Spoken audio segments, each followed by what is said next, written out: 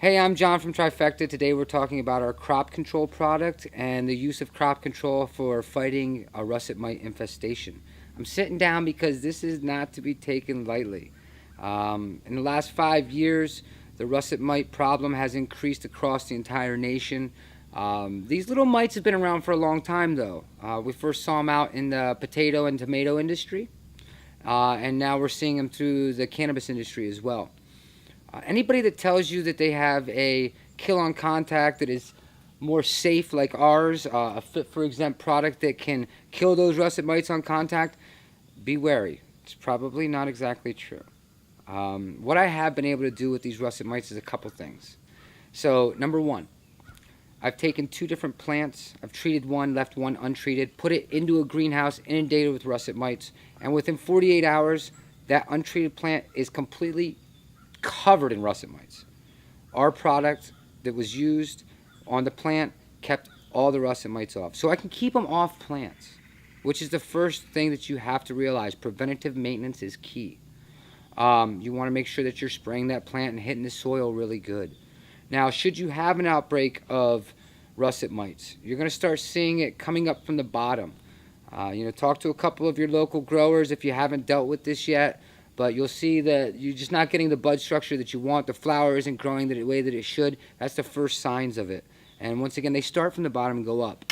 So I have a lot of guys that when they see an infestation right now, they're cutting down the lower couple limbs depending on how far along they are in flower so that they can start treating with better action.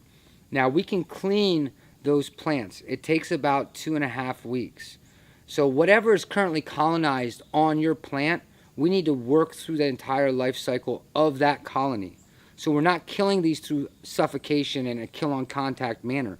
We're actually keeping cross-contamination on. So whatever's there, we got to work through all that and kill that up. So the IPA helps break up that life cycle, and after about 2.5 weeks, you're going to clean those plants from your russet mite infestation. But I don't want anything to be misleading about this. This is a very difficult bug to deal with, especially if we're trying to do it in a safe, non-toxic manner. Once you have taken care of this issue, just keep an eye on your plants. Understand, read a little bit more about these russet mites so that you can keep cross-contamination from happening. Nowadays it just happens like that. You're going into different stores, you have consultants, you're bringing something back with you, and in a matter of a week, you have a major issue and some major problems. So just keep a close eye on everything, and just watch all the other gardens around you, and use this as a preventative maintenance. That's the key to keeping track and keeping control of this russet mite infestation. Together, we'll be able to isolate these russet mite infestations, keep cross-contamination at a minimum, and if everybody's aware of what's going on and using preventative maintenance, all of us together as a community are going to be able to drive this angry little monster, this crazy little pest. We're going to just be able to obliterate it if we can, together as a group.